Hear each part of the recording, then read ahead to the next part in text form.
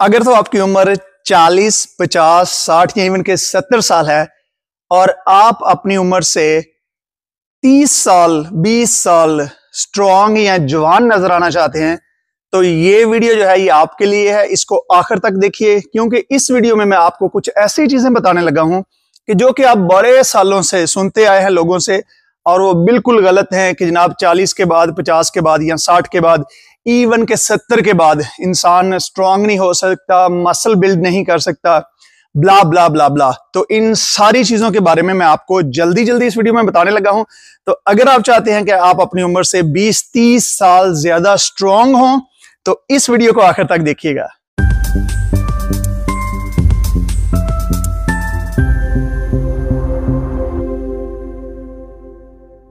बिस्मिल्लाहिर्रहमानिर्रहीम, अस्सलाम वालेकुम। नवीद चौधरी स्वीडन से हेल्थ और फिटनेस में। दोस्तों ये वीडियो जो है ये उन तमाम लोगों के लिए है जो कि 40, 50, 60 या 70 साल से इवन के ऊपर हैं।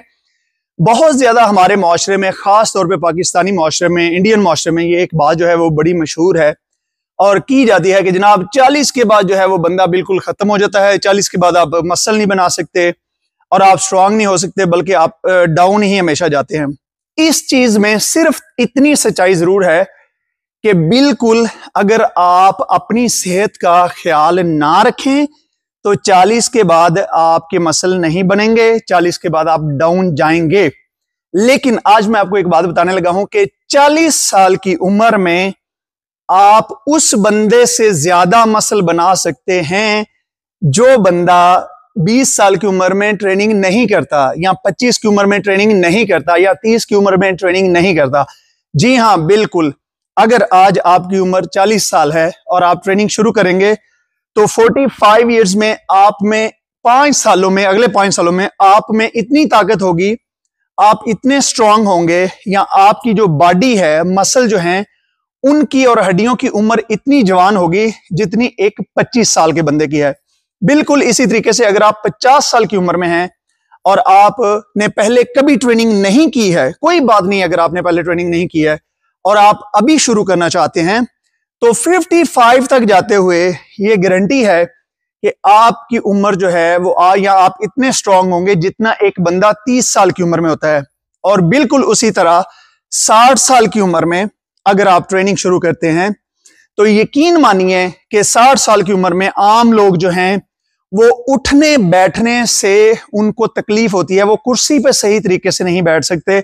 मैं आम लोगों की बात कर रहा हूं। तो अगर आप चाहते हैं कि आप 30 साल के बंदे की तरह, 35 साल के बंदे की तरह, यानी कि अगर आप 60 साल की उम्र में ट्रेनिंग शुरू करते हैं तो अगले 2 से 3 सालों में आपकी जो है वो हेल्थ और सेहत इतनी स्ट्रांग हो जाएगी कि आप जो है वो 30 से 35 साल के बंदे की उम्र के आपके जिस्म में तवानाई होगी, ताकत होगी।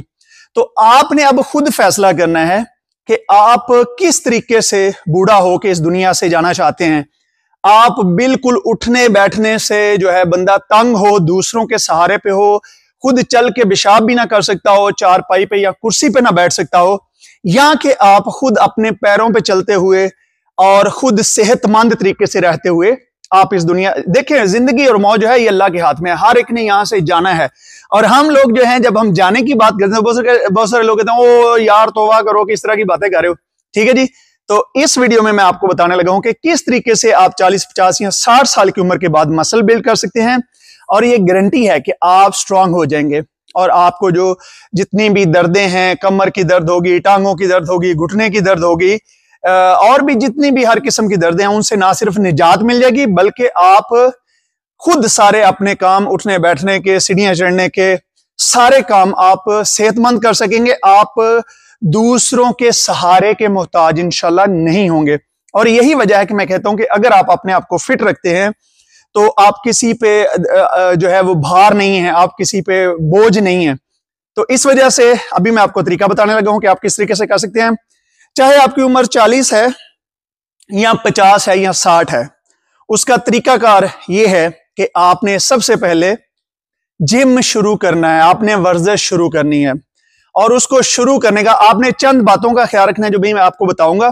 तो उस तरीके से आपने करना है ताकि आपको, सबसे पहले आपने एक बात जहन में रखनी है कि जब आप 40 साल से ऊपर होते हैं तो आपके जिस्म में अगर कोई इंजरी हो जाए तो वो उस तरीके से रिकवर नहीं होती, उस तरीके से आपको जल्दी जल्दी आराम नहीं आता जैसे कि 20 साल की उम्र में जल्दी जल्दी आता है। 20 साल की उम्र में हम अगर जिम जाएं, कोई भी चोट लग जाए, इवन कि हड्डी टूट जाए, तो वो अपने आप जल्दी जल्दी हील हो जाती है। लेकिन 40 के बाद जो है ये निजाम जो है ये बहुत स्लो हो जाता है, और 50 साल के बाद ये उससे भी कम स्लो हो जाता है, और 60 के बाद समझें कि फिर ऑलमोस्ट हील कई दफा नहीं होती।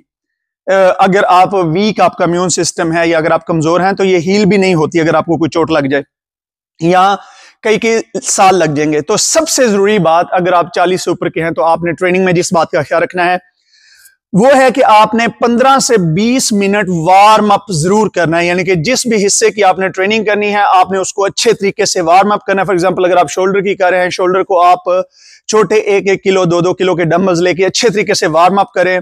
अगर आप टांगों की एक्सरसाइज कर रहे हैं तो आप उसको वार्म अप करें।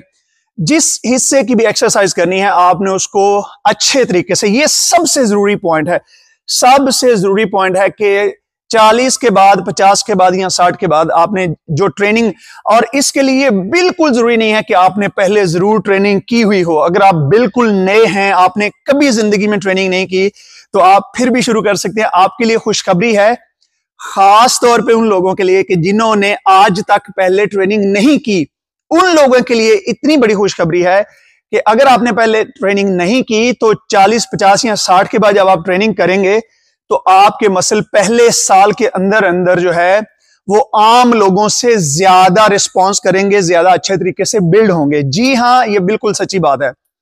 उसके बाद जो है ये वार्म अप जो है ये बड़ा जरूरी है। वार्म अप के बगैर, ये बात आपने अपने जहन में बिल्कुल रखनी है, क्योंकि वार्म अप के बगैर आपको जो है वो इंजरीज होने का डर होता है। तो नंबर 1 आपने वार्म अप जो है वो बड़े अच्छे तरीके से करना है। उसके बाद नंबर 2 आपने एक बात अपने जहन में रखनी है कि आपने ज्यादा वजन नहीं उठाना, क्योंकि आपने अपने मसल्स को, हड्डियों को, जिस्म को मजबूत करना है, खूबसूरत शेप में करना है। आपने पावर लिफ्टिंग का कंपटीशन नहीं कर रहे, और इसी वजह से आपने ज्यादा वजन नहीं उठाना, क्योंकि जैसे ही आप ज्यादा वजन उठाते हैं, ज्यादा वजन में इंजरीज का रिस्क जो है वो बहुत ज्यादा बढ़ जाता है। यानी कि मसल या हड्डी या किसी भी चीज के जो है वो जख्मी होने का, इंजर होने का रिस्क जो है वो बहुत ज्यादा बढ़ जाता है।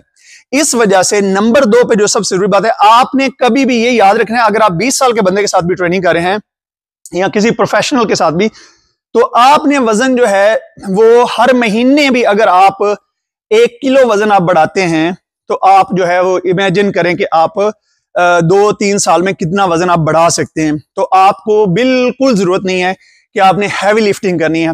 आपने उतना वजन डालना है कि जितना आप 10 कम से कम 10, 15, 20 या 30 रेप्स कर सकें। यानी कि आप अगर इस तरीके से चेस्ट की एक्सरसाइज कर रहे हैं तो नॉर्मल जो है लोग जो हैवी करते हैं वो 8 या 10 करते हैं। आपने इतना वजन डालना है कि आप इसके 20 दफा या 30 दफा के 5 सेट करें। आपने वो रूटीन नहीं करनी कि 8-8 के, 10-10 के, 12-12 के 3 सेट करने। आपने रूटीन इस तरीके से सेट करनी है कि आपने कम से कम 15 के, 20 के या 30 के 5 सेट करने हैं। ये होगी नंबर 2 बात कि आपने लाइट वेट लेना है और ज्यादा रेप करने हैं। नंबर 3 जो उससे एक अगला पॉइंट है वो ये है कि आपने पूरे जिस्म की ट्रेनिंग करनी है, सिर्फ अपर बॉडी की नहीं करनी, सिर्फ चेस्ट की नहीं करनी। रोजाना जो है यानी कि एक हफ्ते में आपने ऐसे रूटीन बनानी है कि 6 दिन में आप हर मसल की 2 दफा ट्रेनिंग करें। यानी कि अगर आप हफ्ते में 6 दिन ट्रेनिंग कर रहे हैं तो आपका टांगें भी 2 दफा हो, आपकी चेस्ट भी 2 दफा हो, आपके बाजू भी 2 दफा हो। इस तरीके से आप एक प्लान बना लें। फॉर एग्जांपल आज अगर आप कर रहे हैं शोल्डर की, साथ में आप बाइसेप ट्राइसेप्स की कर लें, अगले दिन आप चेस्ट की और बैक की कर लें, और तीसरे दिन आप टांगों की मुकम्मल, यानी कि आगे पीछे और जो नीचे आपकी कॉल्स हैं, पिंडलियां हैं, उनकी कर लें, साथ में फ्रंट आर्म की कर लें। तो ये है कि मुकम्मल पूरे जिस्म की जो है आप हफ्ते में 2 दफा ट्रेनिंग जो है वो जरूर करें। ये होगी नंबर 3। नंबर 4 पॉइंट जो कि बहुत ही जरूरी है, आपने ये करना है कि अगर आप देख रहे हैं कि आप 6 दिन ट्रेनिंग मुसलसल नहीं कर सकते, तो आप ये करें कि 3 दिन ट्रेनिंग करके एक पॉज लें, यानी कि एक छुट्टी आप जरूर करें, क्योंकि आपका जिस्म जो है उसको रिकवरी की बड़ी अच्छी जरूरत होती है। तो अगर आप 3 दिन ट्रेनिंग करके एक छुट्टी नहीं करेंगे तो आपके मसल जो है वो बिल्ड नहीं होंगे, आपके मसल जो है उनकी रिकवरी नहीं होगी। अगर आप ये समझते हैं कि आप बहुत ज्यादा थकावट का शिकार हो गए हैं और 3 दिन बाद आप जो है वो रिकवर नहीं हो रहे, तो आप फिर ऐसा कर सकते हैं कि आप 3 दिन ट्रेनिंग करके आप 2 छुट्टियां कर लें, फिर 3 दिन ट्रेनिंग करके आप 1 छुट्टी कर लें। इस तरीके से आप कर लें, यानी कि आप 6 दिन ट्रेनिंग और फिर उसके दौरान आप 3 छुट्टियां आप कर सकते हैं। तो इस तरीके से आपका जो रिकवरी टाइम है वो अच्छा होना चाहिए। और इससे भी साथ एक और जो जरूरी साथ चीज है कि आपने अगला जो स्टेप है, खाने पीने में अपना बहुत ख्याल रखना है। अपने खाने में आप इस्तेमाल करें अंडों के बारे में जो बहुत सारी गलतफहमी मेरी, आप जो है अंडों के बारे में वीडियोस मैंने बनाई है, उसको जरूर चेक करें मेरे चैनल पे जाके, नवीद चौधरी स्वीडन। तो उस पर आप चेक करें। अंडे जो है, अंडे आपको याद रखें कि अंडे माँ के दूध के बाद अगर कोई मुकम्मल गिजा है तो वो अंडे हैं। आपको अंडे हार्ट की कोई प्रॉब्लम नहीं करते, कोलेस्ट्रॉल की कोई प्रॉब्लम नहीं करते, बल्कि मैंने तफसील से बताया कि अंडे के अंदर जितनी भी चीजें हैं वो सारी की सारी आपके हार्ट को प्रोटेक्ट करती हैं, आपके दिमाग को, आपके हड्डियों को, हर चीज को प्रोटेक्ट करती हैं। तो अपने खाने में आप 4 अंडे इस्तेमाल कर सकते हैं। उसके साथ साथ आप जो है बीफ इस्तेमाल कर सकते हैं 200-300। और क्योंकि हमारा जो हाजमे का निजाम होता है, जब हम थोड़ी सी ज्यादा उम्र में जाते हैं तो वो उस तरीके से एक्टिव नहीं होता जिस तरीके से 20 या 25 साल की उम्र में होता है। तो उसका तरीकाकार यह है कि अगर आप बीफ भी इस्तेमाल करते हैं तो उसका कीमा करके इस्तेमाल करें, और अगर आप मुर्गी इस्तेमाल करते हैं, छाती का गोश्त, तो उसका भी आप कीमा करके इस्तेमाल करें।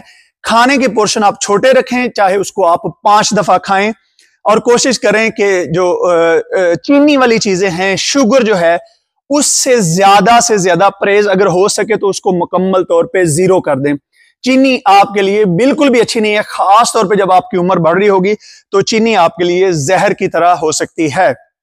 और जनाब उसके बाद खाना भी हो गया, उसके साथ साथ नींद आपने पूरी करनी है, यानी कि आप कोशिश करेंगे कम से कम 7 से 8 घंटे आप जरूर सोएं, क्योंकि नींद जो है ये बहुत ही जरूरी है रिकवरी के लिए। जब हम जाग रहे होते हैं तो उस वक्त हमारा जिस्म जो है वो रिकवरी नहीं करता।